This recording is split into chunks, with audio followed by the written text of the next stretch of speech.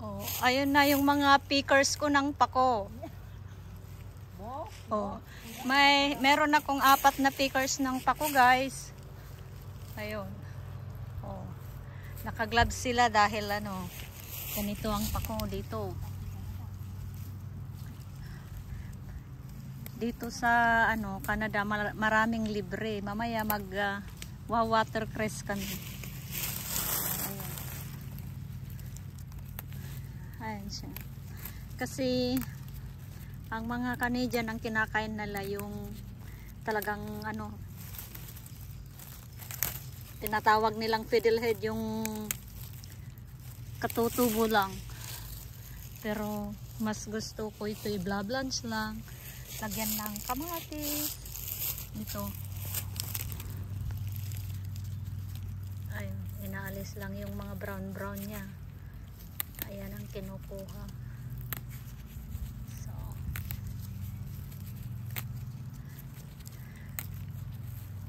ang tawag nila fiddlehead. Ayan, ang dami.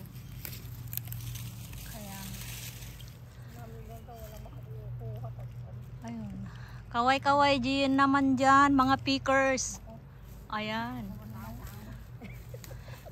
Yun sila. May 4 akong pickers, guys.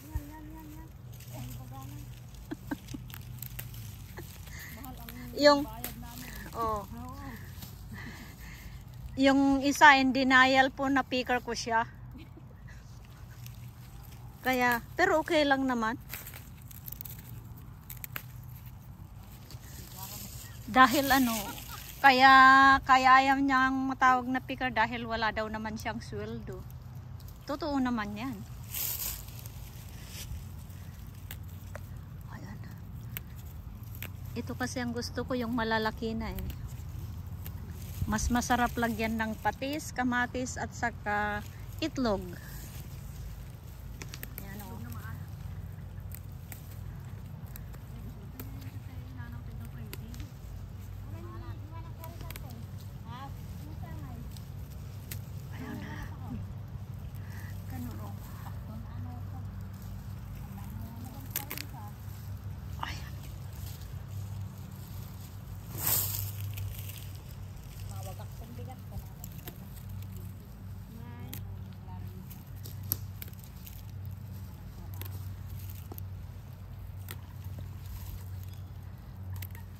Ayun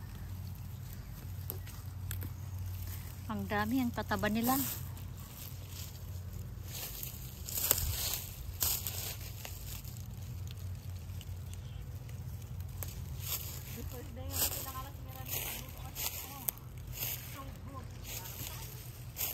So good.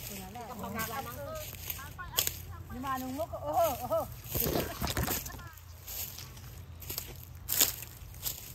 Oh, ang dami. Dito kami nagkukuha ng mga fiddlehead, guys, dito sa may creek. Ayan ang creek. Ayan. Kaya masarap. Yung mga hindi nakakaalam nito,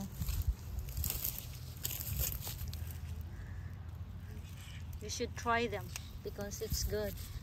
Oh, ayan siya. Ito hindi pa, yung mga brown hindi pa masyadong